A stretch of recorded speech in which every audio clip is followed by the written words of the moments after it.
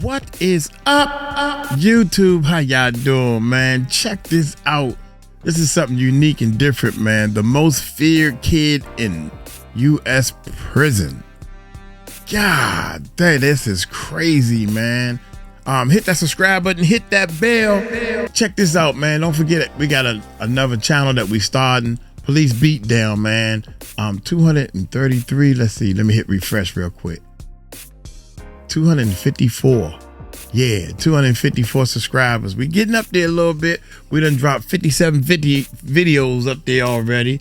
Yeah, we dropping 2 a day, baby. So go over that joint, enjoy yourself if you like that body cam and that chase and all that type of stuff with the police. Y'all go check that joint out. So anyway, y'all hit that subscribe button and hit that bell here. Give him a thumbs up and let's check this bad boy. After murdering somebody. Whoa! Don't put that on the camera. It might seem logical to assume that only adults are capable of committing heinous crimes, but children can be equally susceptible to acts that shock and horrify. From a young murderer taunting a victim's family in court, to a killer couple boasting about their recent crime on YouTube, or even 2 brothers murdering their family members for internet fame, these young offenders have left an indelible mark. In this video, we'll explore some of the most disturbing cases of young criminals in U.S. prisons, detailing the shocking and tragic crimes that shocked the nation. We've got everything from Savona's most infamous kid to the horrifying case that shocked Jacksonville, so stay tuned. Number 9. Eric Smith, the young killer from Savona. Eric Smith's story became one of the most infamous cases in U.S. history, captivating the nation in 1993. On the morning of August 2nd, a seemingly normal day in Savona, New York, would forever be marred by an unthinkable tragedy. 13-year-old Eric Smith encountered 4-year-old Derek Roby, who was on his way to a local summer camp. Eric, with a sinister motive, convinced Derek to follow him to a nearby wooded area, claiming it was a shortcut. Once they were alone, Eric brutally attacked Derek, first strangling him to unconsciousness, then smashing a rock onto his head, and finally pouring Kool-Aid from Derek's lunchbox into his open wounds. Derek's mother, Doreen Roby, was devastated when her son did not arrive at camp as expected. As the hours passed, a search began, only for Derek's body to be found in the woods later that day, not far from the park. The town of Savona was gripped with fear, unsure of who could have committed such a horrific crime. The shock was compounded when, just a week later, Eric Smith confessed to his mother that he had killed Derek. He was arrested, tried as an adult, and became the youngest person ever to stand trial for murder in New York State at the time, despite no physical abnormalities being found in Eric's brain function or hormone levels. It became clear that his social struggles, including years of bullying and isolation, may have contributed to his violent outburst. In 1994, he was convicted of second-degree murder and sentenced to the maximum term for juvenile offenders, 9 years to life in prison. Eric Smith spent nearly 30 years behind bars, with his parole repeatedly denied. Despite his lengthy incarceration, Smith participated in rehabilitation programs and repeatedly expressed remorse for his actions. After several parole hearings, Eric Smith was finally granted parole in 2021 and released from prison, though his case continues to be a controversial subject. Number 8. Joshua Phillips, the crime that shocked Jacksonville. Joshua Phillips's case is a grim reminder of how a young life can spiral into tragedy. Convicted of first-degree murder at just 15 years old, Phillips's crime shocked Jacksonville, Florida, in 1998. It began on November 3rd, when 8-year-old Maddie Clifton went missing from her neighborhood. She had been playing outside, but when her mother went to check on her, Maddie was nowhere to be found. Her disappearance set off a massive community search, with volunteers and search parties combing the area for any sign of her. Joshua Phillips, then 14, was even involved in the search efforts, showing no signs of the crime he had already committed. It wasn't until November 10th that Maddie's body was discovered, hidden under Joshua's bed. Oh his my mother God. had noticed a wet spot on the floor of his room, and upon further inspection, found Maddie's body hidden there. The shock was immediate, and Phillips was arrested shortly after. Later, he confessed to the murder, detailing the horrific events that led to the child's death. On that fateful day, Phillips had been playing baseball with Maddie, despite his parents being away. According to Phillips, he accidentally hit Maddie in the eye with the ball, causing a painful injury. Fearing the consequences of his father's strict alcoholic behavior, Phillips panicked and tried to silence Maddie by hitting her with a baseball bat. When that failed to stop her cries, he escalated the violence, stabbing her multiple times with a knife and ultimately killing her. He then attempted to hide the body, even using air fresheners to mask the smell as it began to decompose. Phillips was charged as an adult and sentenced to life without parole, avoiding the death penalty due to his age. This tragic crime, committed by a young boy, left the community in disbelief. Now in his 40s, Joshua Phillips remains incarcerated at the Cross City Correctional Institution, serving out a life sentence for the brutal murder of Maddie Clifton. His case remains a sobering reminder of the darkness that can sometimes take hold of young minds. Number 7. Beaver Brothers, the deadliest crime in Broken Arrow. The Beaver Brothers case stands as one of the most chilling acts of mass murder in Broken Arrow, Oklahoma. On July 22, 2015, Robert, 18, and Michael, 16, executed a violent plan to murder their family members in their home. Wow. Their motive was driven by an insatiable desire for fame and notoriety. According to Detective Rihanna Russell, the brothers aimed to kill at least 50 people, desperate for media coverage and a Wikipedia page. They had carefully planned the massacre, amassing a collection of knives for the brutal task. The horrifying night began when Michael lured his sister into a bedroom under the guise of showing her something on the computer. Once inside, Robert ambushed her, slashing her throat and stabbing her multiple times. Their mother, April, was then brutally attacked by Robert, who inflicted at least 48 knife wounds, killing her instantly. The brothers continued their rampage, attacking their father, David, who endured 28 stabbings and blunt force trauma, and their 7-year-old brother, Christopher, who suffered 6 stab wounds. Their 18-year-old sister, Victoria, was next, stabbed 18 times in the neck, chest, and arms. Wow, in the midst of the chaos, man. Daniel, just 12 years old, managed to lock himself in a room and call 911. But Michael tricked him into opening the door, pretending to be a victim. Once inside, the brothers stabbed Daniel 9 times. Despite the brutal attack, Daniel's quick thinking played a crucial role in saving his 2 younger sisters, Autumn, 2, and Crystal, 13. The brothers fled the scene, but police soon tracked them down with the help of a canine unit, locating them in a wooded area nearby. Crystal Beaver, a survivor of the attack, identified her brothers as the perpetrators. Robert and Michael were charged with 5 counts of first-degree murder and 1 count of assault with intent to kill. They both pled not guilty, but in 2016 and 2018, they were convicted on all charges. Robert received a life sentence without parole, while Michael, due to his age, was sentenced to life with the possibility of parole, though his release is highly unlikely. Number 6. That's crazy, man. Heavenly Arroyo, a teenage murderer's cold heart. In a tragic case of teenage violence, Heavenly Arroyo, a 15-year-old girl, ended the life of 68-year-old Ana Vasquez Rodriguez in a brutal and shocking manner. The incident took place on October 6, 2019, at Arroyo's great-uncle's home in Fall River, Massachusetts. The tension in the household had been building for days, and when Arroyo's great-uncle, who was planning a trip to New York, was delayed due to car problems, it pushed Arroyo to a breaking point. Frustrated and agitated, she chose to take out her anger on Ana. Arroyo, who had been living in the house with Ana and her grandson, waited until the house was quiet and then attacked Ana while she lay in bed. Using a knife, she stabbed the elderly woman 70 times. The only other person in the house at the time was Ana's grandson, who was playing video games in another room, unaware of the horrific crime taking place just a few feet away.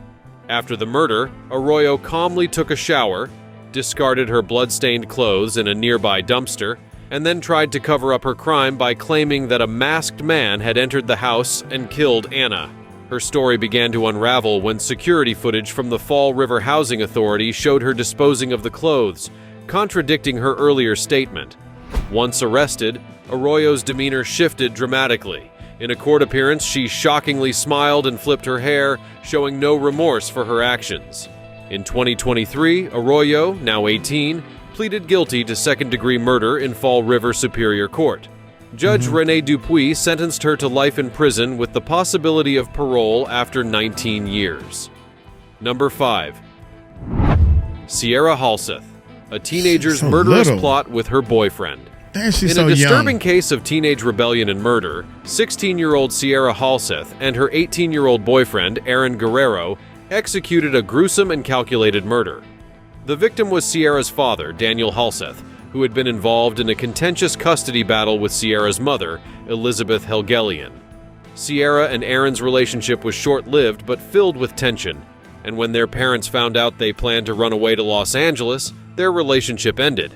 On April 8, 2021, the young couple purchased a circular saw blades, bleach, lighter fluid, gloves, and a drop cloth, preparing for the murder. The next day, Daniel Halseth's mutilated body was discovered in his garage. The autopsy revealed he had suffered over 70 stab wounds to his head, neck, and torso. In an attempt to hide their crime, the couple stuffed his remains into a sleeping bag and set them on fire, leaving his body unrecognizable. After the murder, Sierra and Aaron recorded a video for YouTube where Aaron announced they were free and enjoying their new life. However, their run from justice was short-lived. Authorities apprehended them in Salt Lake City shortly after the video went public. On May 26, 2022, Sierra and Aaron pled guilty to multiple charges, including murder, arson, and robbery. Both were sentenced to 22 years to life in prison with the possibility of parole. At their sentencing, Sierra did not express any remorse, while Aaron offered an apology. Their shocking crime and complete lack of regret shocked everyone. Time for the fancy topic. In a shocking and unsettling turn of events, a young boy named Jason, aged only 14, has become one of the most feared figures in a high-security adult prison. Known for his cold demeanor and terrifying reputation, Jason's journey to the prison system has left prison staff, law enforcement, and inmates alike shaken to the core.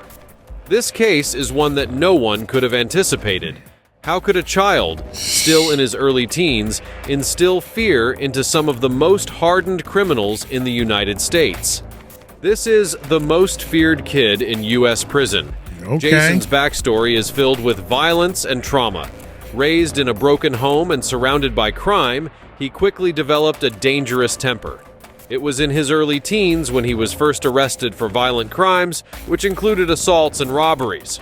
His notorious actions were enough to lead authorities to classify him as a juvenile delinquent, though it was clear from the start that his issues went much deeper than typical behavioral problems. Dang. His violent outbursts seemed almost premeditated, and those who witnessed them claimed they were unlike anything they'd ever seen in a child. As Jason continued to escalate in his crimes, it became apparent that traditional juvenile detention facilities were no longer enough to contain him. At 14, his violent tendencies had reached a point where the authorities decided it was time to place him in an adult facility. No one knew exactly what to expect when he arrived, but what followed has left many questioning the safety of the prison system. From the moment Jason stepped into the high-security prison, it was clear that he was not like the other inmates. Despite his small size and youthful appearance, his presence alone seemed to intimidate even the most hardened criminals. Prison guards reported that he had an unnerving ability to stay calm in situations that would provoke most adults. His cold, calculating gaze was enough to make even the toughest men feel uneasy. Jason's tattoos, which appeared far too soon for a boy his age, only added to the air of menace he exuded. The designs, eerie and symbolic, marked him as someone who had lived a life far beyond his years. His reputation grew quickly, and soon even the most dangerous of adult prisoners feared him. Inmates who were once considered the toughest in the prison found themselves avoiding eye contact with him, and rumors began to spread of his ability to manipulate situations to his advantage. Now, months into his stay at the adult facility, Jason has earned a reputation as the most feared inmate in the prison. There are whispers among the prisoners of violent encounters involving Jason, though the details remain unclear. Even the guards, who are trained to handle dangerous situations, find themselves wary of him. They have stated that while they attempt to maintain control, there is something unnerving about Jason that makes him hard to contain. Many believe his future holds even more danger. How did such a young child become such a terrifying force in an adult prison? What drives Jason, and what is it that makes him so dangerous? These questions continue to loom over his story as authorities try to figure out what the future holds for this frightening young man. Do you think Jason's violent behavior could have been prevented? How do you think the prison system should handle young offenders with extreme tendencies like his? Let us know in the comments with the hashtag fancy topic. Fancy topic. Number 4. Oh, okay. I thought we was Roxana finished. Sikorsky, a teen's dark plan to kill her family.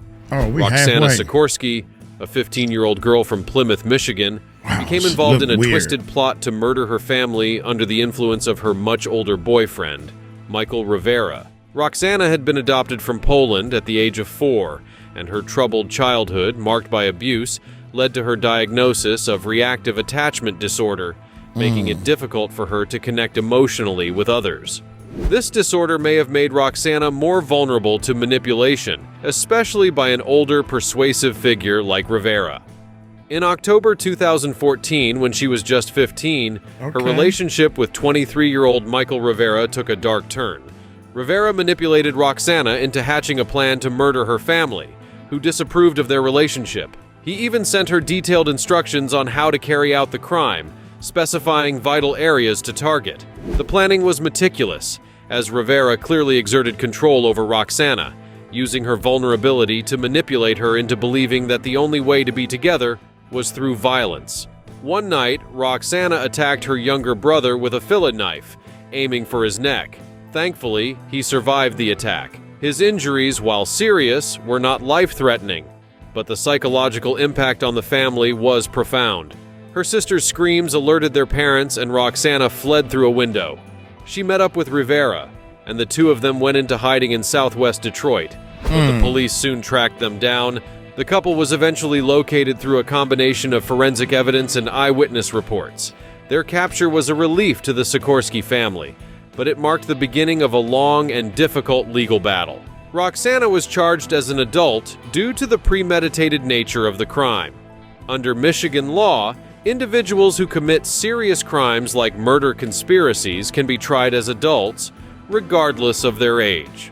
In March 2016, a Detroit court sentenced her to 10 to 20 years in prison for her role in the conspiracy to murder her family. Michael Rivera was sentenced to life in prison in 2015. Rivera's role as a manipulative older figure was seen as a key element in the crime, and his actions were considered to be the driving force behind the plot. Roxana's parents were devastated by the court's decision, believing she had been coerced into the crime by Rivera. They also expressed concern about the psychological toll that adult prison would take on their fragile daughter. Roxana's mother, Lorene Sikorsky, argued that her daughter needed continued psychological help, not imprisonment. Lorene Sikorsky had been a strong advocate for her daughter throughout the trial, highlighting the emotional trauma that had plagued her life since childhood. Despite the horrific nature of the crime, Lorene maintained that Roxana's troubled past and the abusive relationship with Rivera were key factors in her actions. This case sparked a wider conversation about the mental health needs of adolescents involved in violent crime and the ethics of sentencing minors as adults. The debate centered around whether a young person, especially one with a history of trauma, should be treated the same as an adult in the criminal justice system. Roxana's story highlights the devastating consequences of manipulation and emotional abuse, and it serves as a stark reminder of how vulnerable young people with psychological disorders can be to predatory influences. Number 3.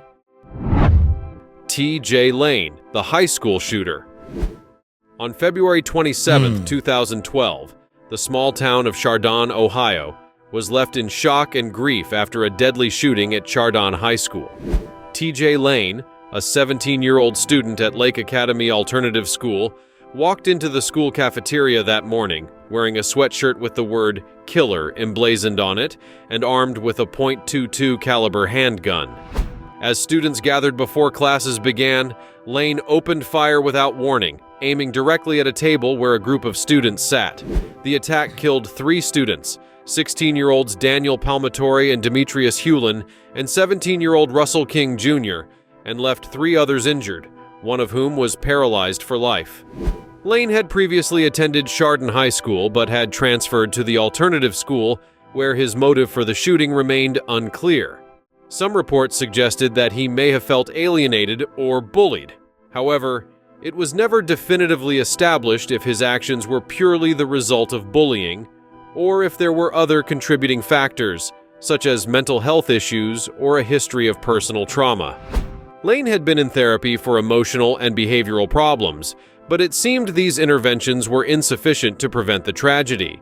Additionally, Lane's troubling behavior was noted by classmates and teachers, who later revealed that he had expressed violent thoughts and fantasies prior to the shooting. A teacher chased Lane out of the school, and he was eventually apprehended about a mile away from the scene, near his car.